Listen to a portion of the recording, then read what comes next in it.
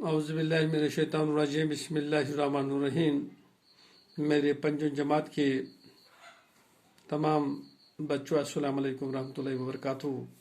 जैसे आप जानते हैं कि हम जो आज सबक पढ़ रहे हैं उसका नाम है गुरु नानक देव जी। तो कल भी पढ़ा, आज आगे पढ़ेंगे। सफ़ा नंबर 58 पे निकालो बेटो। गुरु नानक जी के वालिद का नाम कालू चंद था।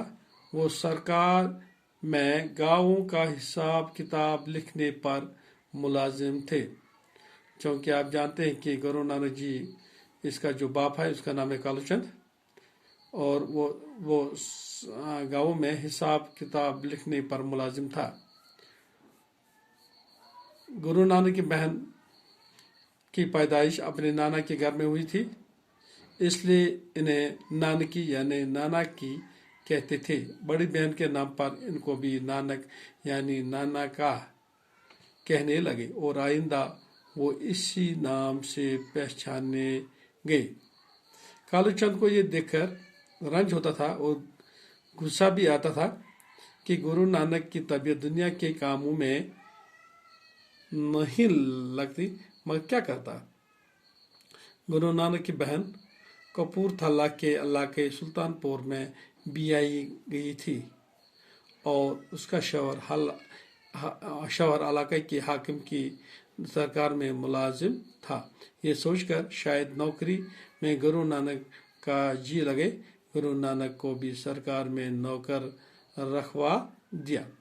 क्योंकि आपको मालूम है कि कालू चंद जब गुरु नानक को देते थे तो उसको रंज भी होता और गुस्सा भी होता था कि क्योंकि गुरु नानक को दुनिया के कामों में दिल नहीं लगता था। क्योंकि इसका जो इसकी बहन थी वो कपूरथला के इलाके सुल्तानपुर में इसकी शादी की गई थी और इसका शौहर है वो सरकारी मुलाजिम था। तो अब इसके बाप ने सोचा कि शायद गुरु नानक को नौकरी में दिल लगे और दुनियाई कामों में लग जाए, और इस तरह इसको नौकरी भी दिलवाई गई।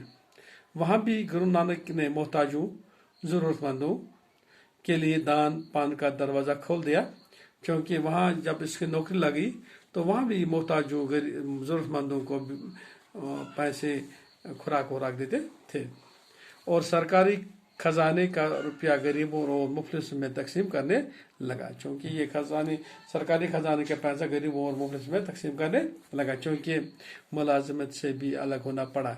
यही वजह से उसको नौकरी से निकाल दिया गया। आज बस इतना ही बेटो, कल और पढ़ेंगे। अस्सलाम वालेकुम रहमतुल्लाहि व बरकातुहू।